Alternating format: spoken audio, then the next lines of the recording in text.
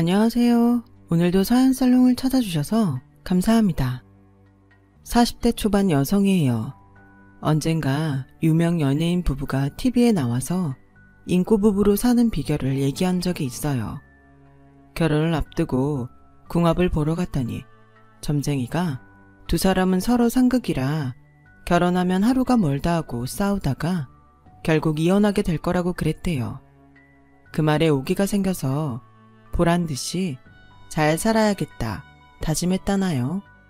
아무튼 점쟁이 말과는 달리 그 커플은 연예계 대표 인꼬부부로서 결혼한 지 25년이 넘은 지금까지도 스캔들 한 번 없이 사람들의 부러움을 사며 행복하게 잘 살고 있어요.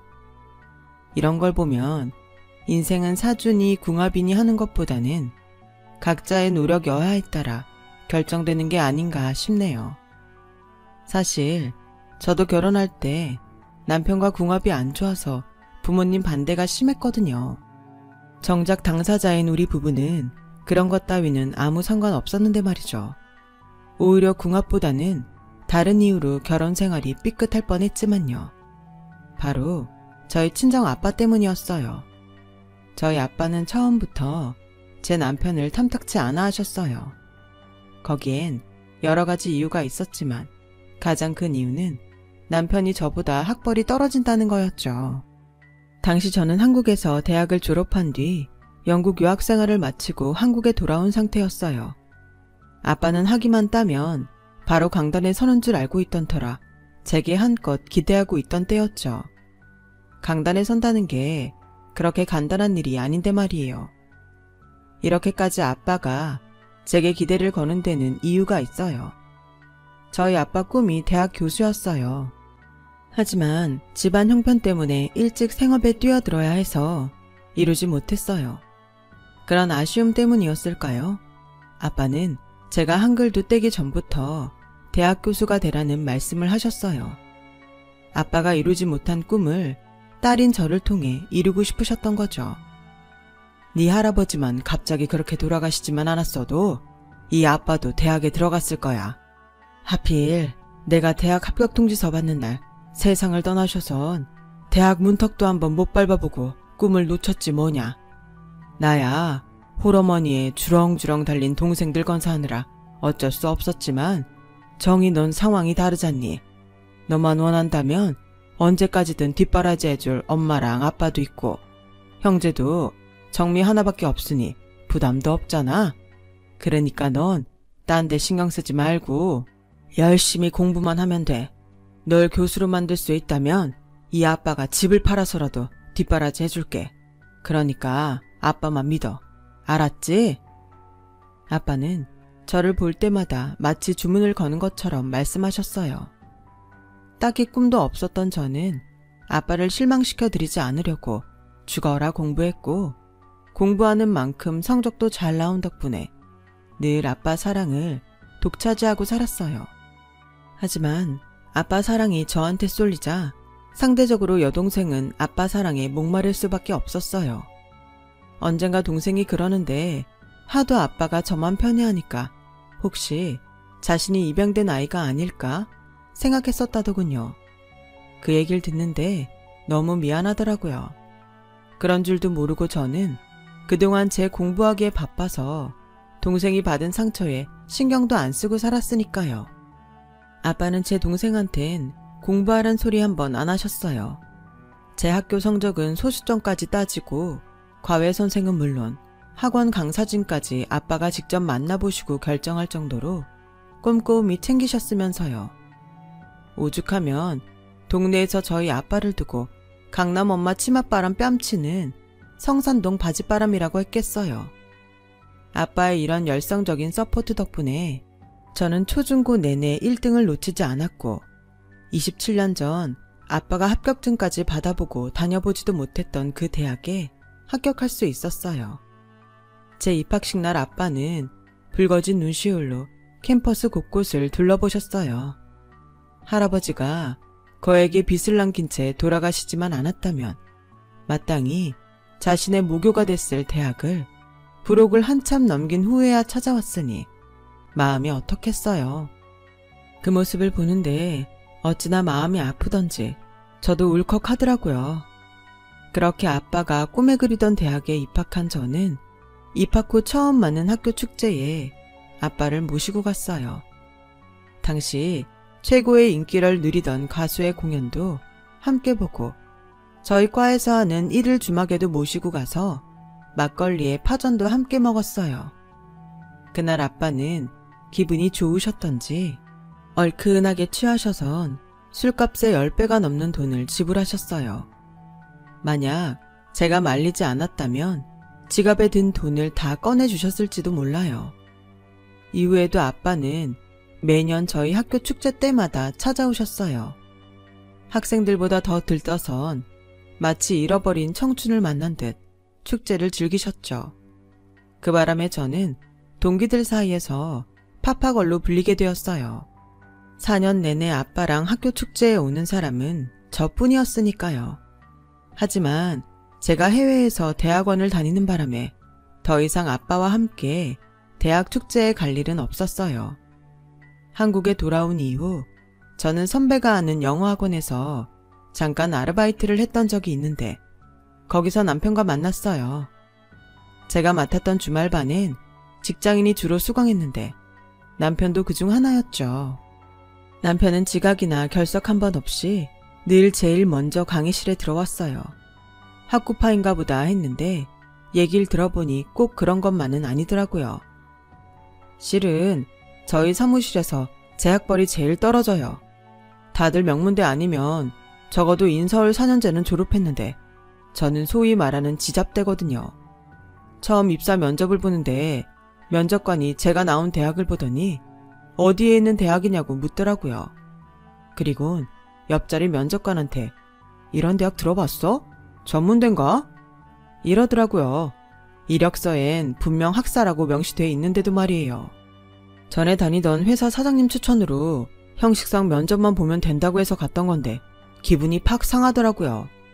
뭐 들어가 보니 그런 분위기가 이해는 되더라고요.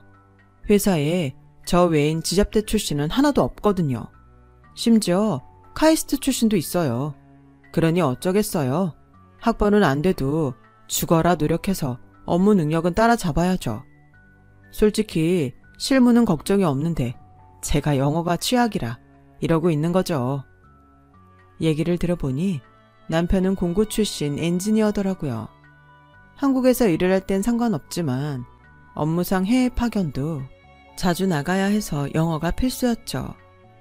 대학에서 합격 통지 전화를 받았을 때 진짜 하늘을 날 듯이 기뻤어요. 사실 제가 공고 출신이라 대학은 꿈도 못 꾸고 살았거든요. 성적도 그저 그랬고 집안 형편이 어려워서 돈을 벌어야 했으니까요. 고3 때 실습 나갔던 회사 사장님이 정규직으로 채용해 주셔서 취업은 남들보다 빨랐어요. 사장님 도움으로 회사에 다니면서 대학도 다닐 수 있었고요. 졸업 후엔 더 좋은 회사에 들어가서 해외 경험도 쌓으라고 지금 다니는 회사로 보내주셨어요. 아빠가 일찍 돌아가셔서 저한테 사장님은 아빠 같은 존재죠. 그런 분이 제게 기대를 하는데 제가 어떻게 대충 할 수 있겠어요. 죽어라 해서 기대에 부응해야죠. 그래서 영어 실력 좀 늘려보려고 기를 쓰고 학원에 나오는 거예요. 사실 저도 영어 공부하기 정말 싫어요. 남편의 솔직한 모습에 왠지 믿음이 가더라고요. 다른 학생들에 비해 실력은 떨어지지만 요령 부리지 않고 죽기 살기로 공부하는 근성도 마음에 들었고요. 그래서 하나라도 더 가르쳐주고 싶었어요. 그러다 보니 밖에서 따로 만나는 일도 종종 있었고 자연스럽게 연인관계로 발전하게 된 거죠. 문과인 저와는 정반대 분야 사람이라 평소 대화 주제도 많이 다르고 사물을 보는 관점도 많이 달랐지만 인연이 되려고 그런 건지 다르다는 게 불편하거나 싫기보다는 신기하고 신선해서 좋더라고요. 계산력이 떨어지는 저와 달리 계산과 공간 인지력도 좋아서 도움도 많이 받을 수 있고요. 하지만 앞에서 말씀드린 것처럼 저희 아빠는 제 남편을 마음에 들어하지 않았어요. 대놓고 싫은 티를 팍팍 내곤 하셨죠. 게다가 여동생이 저와 비슷한 시기에 결혼을 했는데 제부 스펙에 비해 제 남편이 많이 딸려서 비교까지 당하게 되었어요. 사실 제부는 제 맞선 상대였는데 제가 부모님 몰래 남편과 연애를 하던 중이라서 여동생을 대신 내보냈는데 성향이 잘 맞았는지 결혼까지 이어지게 된 거예요. 나중에 이 사실을 알게 된 아빠는 엄청 화를 내셨지만 남주기 아까운 사윗감을 아무튼 당신 딸 중 하나가 잡은 거니 더는 별 말씀 안 하셨어요. 물론 그 일로 여동생은 기분이 많이 상했었지만 말이에요. 난 잘난 남자랑 결혼하면 안 돼? 나도 한 번쯤은 언니보다 좋은 거 가져도 되는 거 아니야? 아빠는 왜 매번 좋은 건 다 언니가 누려야 한다고 생각하는데 우리 성수씨 언니가 아니라 나한테 반했고 그래서 나랑 결혼하는 거야. 내가 언니 거 가로챈 게 아니라 그 사람은 처음부터 내 거였다고. 아빠가 언니한테 실망했다면 그건 언니한테 화풀이 하라고. 괜히 축복받아야 할 내 결혼까지 엉망으로 만들지 말란 말이야. 동생은 아빠 앞에서 그동안 쌓였던 울분을 터뜨렸어요. 동생 말이 틀린 게 하나 없었죠. 그래서 아빠도 동생의 결혼에 대해 더는 아무 말씀 안 하셨어요. 제부는 중학생 때 미국으로 유학을 떠난 아이비리그 MBA 출신으로 뉴욕 증권가에서 일하다가 현재는 한국 대기업에 다니고 있었어요. 연봉도 높고 회사 내 직급도 높아서 누구나 탐내는 신랑감이었죠.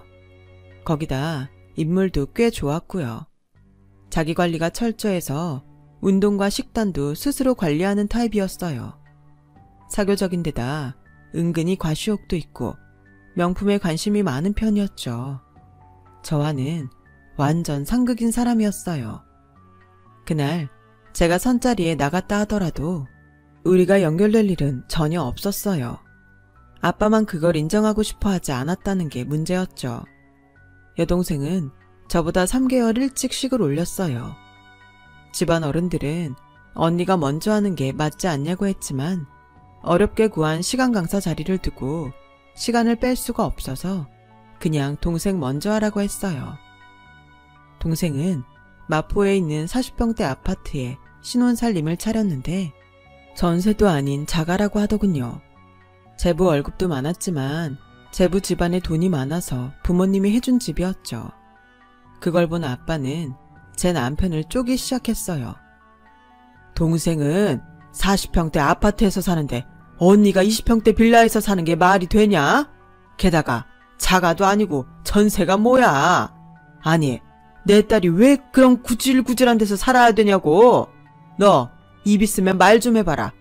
네가 학벌이 있기라냐 직장이 번듯하기라냐 이도저도 아니면 돈이라도 있어야지. 아우, 저런 놈 믿고 사는 내 딸만 불쌍하지. 그러게 아빠가 골라주는 남자 만나 평생 떵떵거리고 살 일이지 뭐하러 저런 거지 같은 놈을 만나 고생이야. 내가 너 이러고 살라고 지금까지 내가 금이야 오기야 키웠는 줄 알아? 좀 있으면 교수까지 될 녀석이 왜 급도 안 맞는 놈이랑 살겠다고 그 난리냐고. 정희야, 지금이라도 안 늦었으니까 아빠 말 듣고 이 결혼 그만둬라. 예식장 비며 그간 혼수 준비한 거 아빠가 다 물어줄 테니 이 결혼 무르자. 응? 결혼식이 2주도 채 안 남은 상황에도 아빠는 결혼을 무르자고 하셨어요. 어떻게 하면 딸 옆에서 도둑놈 같은 녀석을 떼어낼까 그 궁리만 하는 것 같았죠. 아빠가 그럴수록 저는 남편 보기 민망해서 미치겠더라고요. 시작부터 환영받지 못한 결혼은 이후에도 별반 나아지지 않았어요. 아빠는 툭 하면 제부랑 제 남편을 비교하기 시작했고 틈만 보였다 하면 제 남편을 깎아내리기에 급급했죠. 그런데도 남편은 언제나 천연덕스러운 표정으로 아버님, 아버님 하면서 저희 아빠를 따랐어요. 면박을 당하면 웃어 넘기고 욕을 들으면 껄껄껄 웃어 넘겼죠. 그런데 이런 상황이 지속되니까 여동생이랑 제부도 제 남편을 우습게 할지 뭐해요. 의뢰 몸쓰는 일은 제 남편한테 맡기고 지들은 상전처럼 아빠 옆에 앉아 손가락만 까딱까딱 하더라고요.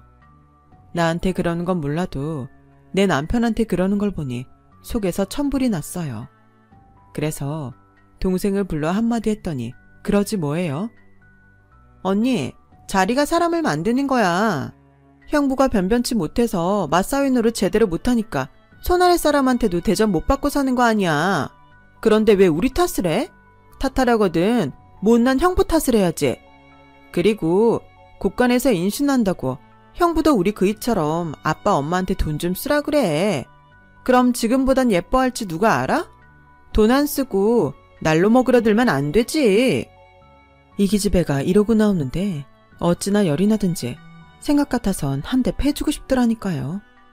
이런 내 마음도 모르고 남편은 마치 처갓집 개마냥 굳은 일도 마다하지 않고 아빠 앞에서 꼬리까지 흔들며 충성을 다했어요. 그런다고 변하는 건 하나도 없는데 말이죠. 매번 친정에 갈 때마다 내 속은 타고 남편은 사람 취급도 못 받자 저도 더는 친정에 가기 싫더라고요. 그럴 때마다 남편은 그러더군요. 아버님이 당신 아끼는 마음이 커서 그러시는 걸 우리가 이해 안 하면 누가 이해하겠어. 처가에선 내가 역적 죄인인 건 당연한 거지. 뭐 하나 가진 거 없는 놈이 당신 같은 사람을 욕심내고 뺏었으니 안 그래? 아버님 생신인데 우리가 안 가면 얼마나 서운하시겠어. 그러니까 어서 준비하고 가자. 시간이 지나면 아버님도 나를 사위로 받아주시겠지. 그때까지는 내가 열심히 노력할게. 그러니까 당신도 마음 풀어. 내 속이 이런데 이 남자 속은 어떨까 생각하니 더는 고집을 못 부리겠더군요. 그래서 차마 안 떨어지는 발걸음을 이끌고 친정으로 향했어요. 도착해보니 동생는 이미 와 있었어요. 이번에도 제부는 100만 원을 호가하는 고급 양주를 사들고 왔더라고요. 우리는 고작 10만 원대 영양제 세트를 사왔을 뿐인데 말이죠. 자리에 앉기도 전에 손이 부끄러워서 차라리 지금이라도 나가서 현금을 좀 빼올까 싶더라고요. 그런데 그 순간 남편이 돈 봉투를 찔러주지 뭐해요. 비상금 좀 털었는데 얼마 안 돼. 이따 선물 드릴 때 이것도 같이 드려. 내가 드리면 안 받으실 테니까 당신이 준비한 걸로 하고. 남편이 건넨 돈 봉투에는 5만 원권 10장이 들어있었어요. 한 달 월급이라고 해봐야 밥값하고 차비 빼면 얼마 남지도 않는데 이 돈을 어떻게 모았나 싶더군요. 주말마다 친구들이랑 공차러 간다고 나가더니 아마도 그때 알바를 뛴 게 아닐까 생각됐어요. 어렵게 모은 돈 장인한테 내밀면서도 정작 자신 돈이란 소리 한번 못하고 내 뒤에 서 있는 남편을 보니 내가 이 남자한테 무슨 짓을 하고 있나 참담하기 그지없더라고요.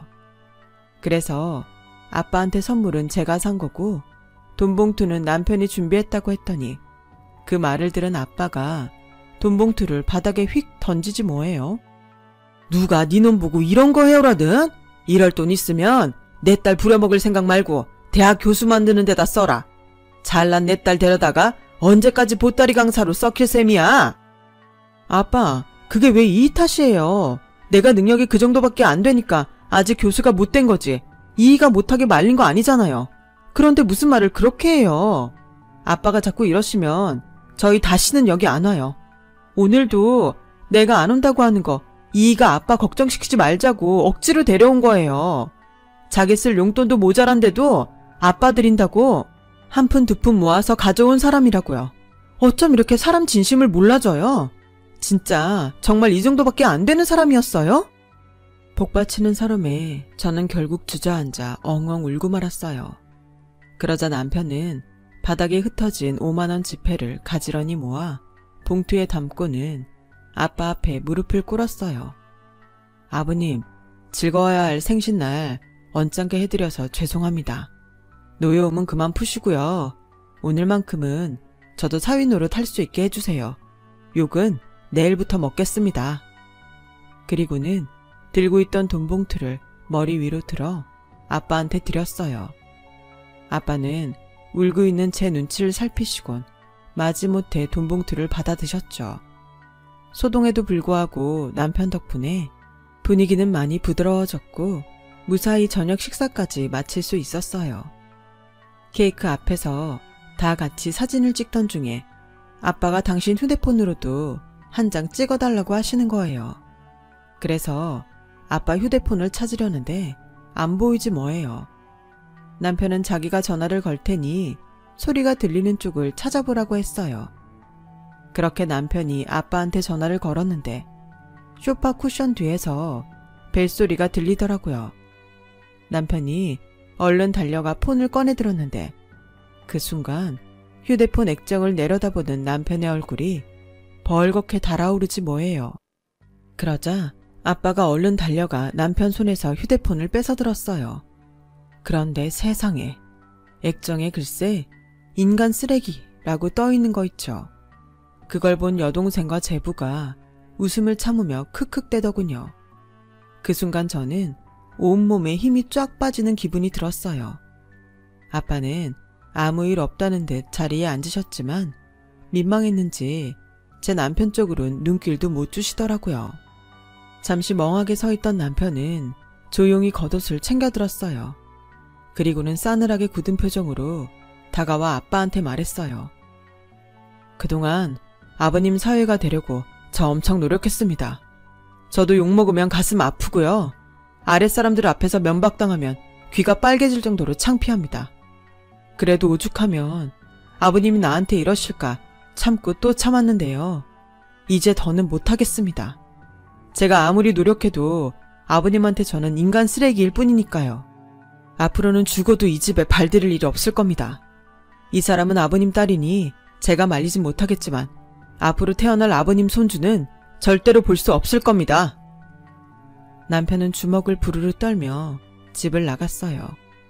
저도 바로 남편을 뒤따라 달려나갔지만 남편은 이미 가버리고 없었어요. 그래서 저는 다시 집으로 들어가 아빠한테 소리쳤어요.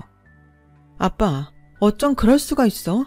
아무리 그이가 싫어도 그렇지 어떻게 사위를 인간 쓰레기라고 저장할 수 있냐고. 나 오늘처럼 아빠 딸인 게 창피했던 적이 없어. 사람 일 모르는 거야.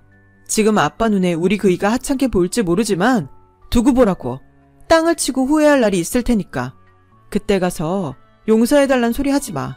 절대 아빠 용서 안 할 테니까. 그러니까 앞으론 나한테 연락하지 마. 아빠가 죽었다고 해도 난 이 집에 절대 발 안 들일 거니까. 절대 나한테 연락하지 말라고. 그렇게 저는 친정과 연을 끊었어요. 엄마랑 여동생이 하루가 멀다 하고 제게 전화를 했지만 받지 않았어요.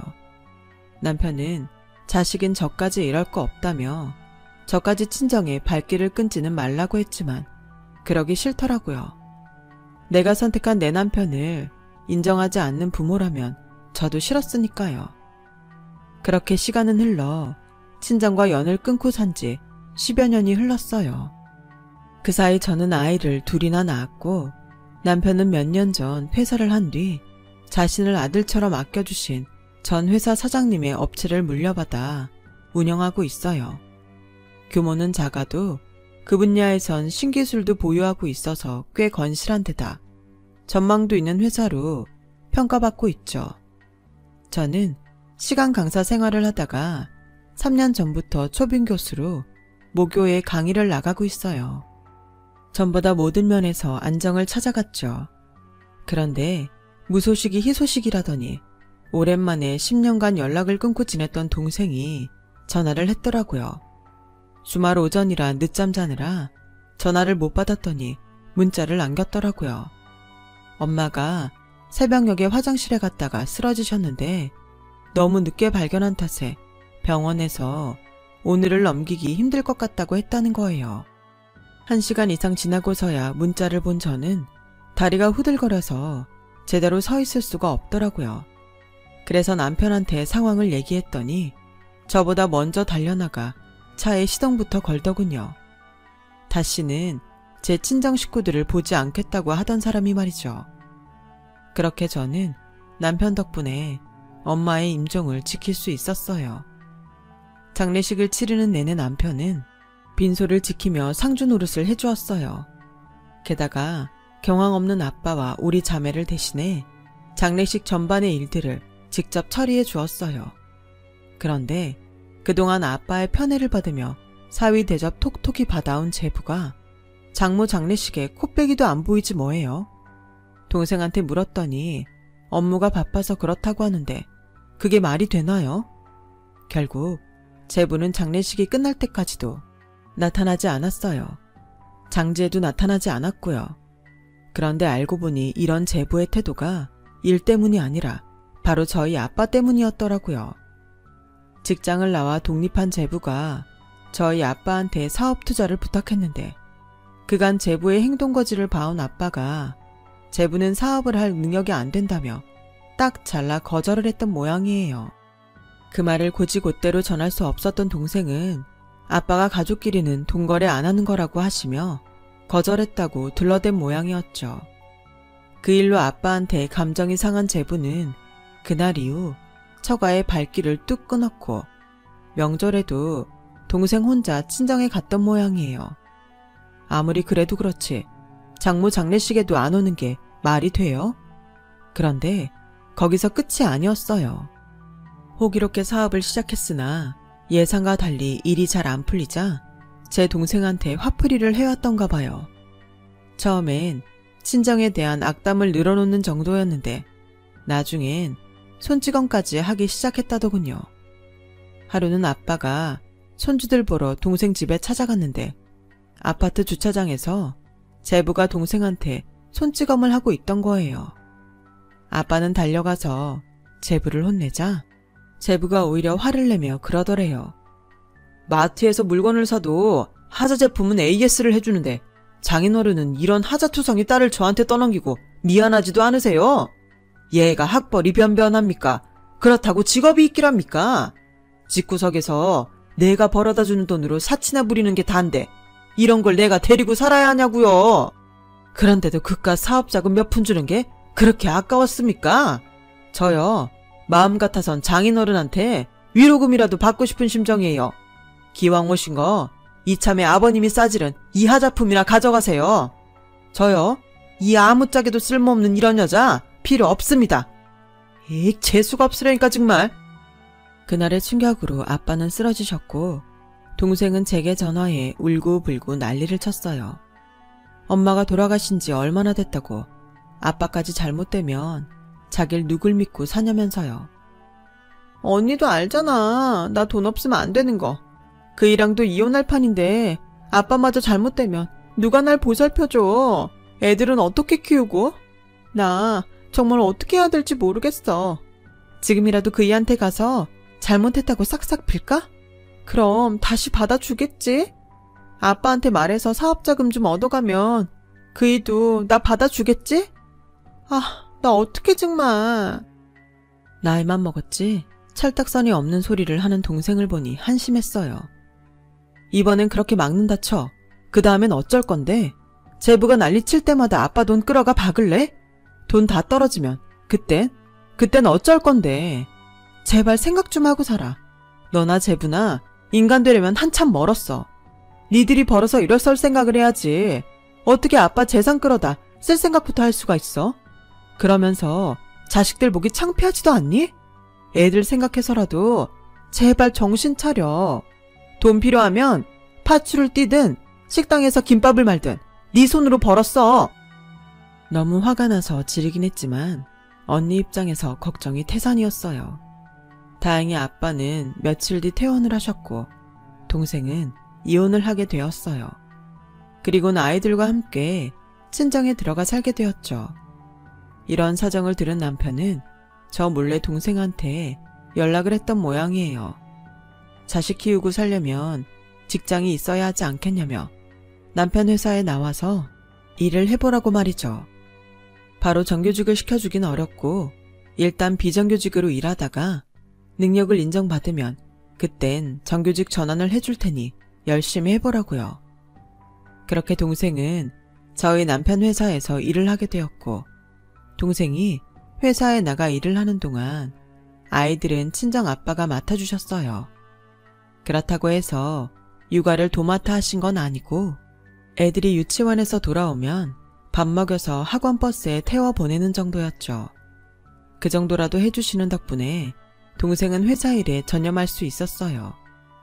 전처럼 모가며 지내지는 않았지만 남편은 제 친정에 많은 도움을 주었죠. 그런데 얼마 전 남편 통장으로 거액의 돈이 입금된 거예요. 보낸 사람은 다름 아닌 아빠였어요. 동생을 통해 회사가 요즘 자금 문제로 힘들다는 얘기를 들으시곤 가지고 계시던 상가 건물을 파신 거였죠. 이미 사업체를 정리하고 일선에서 물러나 계신 상태라 아빠의 유일한 수입원이기도 한 건물을 말이에요. 그 사실을 알게 된 남편은 돈을 돌려드리려고 10여 년 만에 제 친정에 찾아갔어요. 그런데 아빠가 한사코 거절을 하시며 그러시더래요. 난 투자를 했을 뿐이네. 자네가 수익을 올려서 이익금을 배당해주면 될 거 아닌가. 사업을 하다 보면 바람도 맞고 때론 태풍도 맞는 법일세. 너무 꼿꼿하게 맞설 생각만 말고 때론 유연하게 피하는 것도 방법이야. 내 돈이라서 싫은 거라면 그냥 투자자 돈이라고 생각하게나. 난 사업가라 승산이 없는 데는 절대 투자 안 하니까 수익 제대로 올려야 할 걸세. 알겠나? 그리고 일전에 내가 자네한테 상처 준 일은 정말 미안하네. 언젠가 정의가 그러더군. 내가 땅을 치고 후회할 날이 있을 거라고 말이야. 그 말이 맞았어. 이제서야 뼈저리게 후회하고 있으니 말이야. 아빠는 제 남편 앞에서 고개를 숙이며 사과를 하셨어요. 남편은 아빠의 투자금으로 차질 없이 신제품을 출시할 수 있었고 다행히 회사는 정상궤도에 오를 수 있었어요. 남편은 수익금 중 일부를 원금과 이자 명목으로 매달 아빠한테 보내드리고 있고요. 한때 제 남편한테 씻을 수 없는 상처를 준 아빠였지만 지금은 누구보다 든든한 제 남편의 후원자가 되셨어요. 아직은 장인과 사위관계가 예전처럼 돌아가지는 않았지만 적어도 지금보다는 조금 가까워지지 않을까 기대를 해봅니다. 지금까지 제 사연을 들어주셔서 감사합니다. 들어주신 분들 모두 가족과 항상 건강하고 평안하시길 바랍니다. 여러분, 사연 댓글에 응원과 현명한 조언 부탁드려요. 좋아요와 구독은 저에게 큰 힘이 됩니다. 오늘도 좋은 일 가득하세요.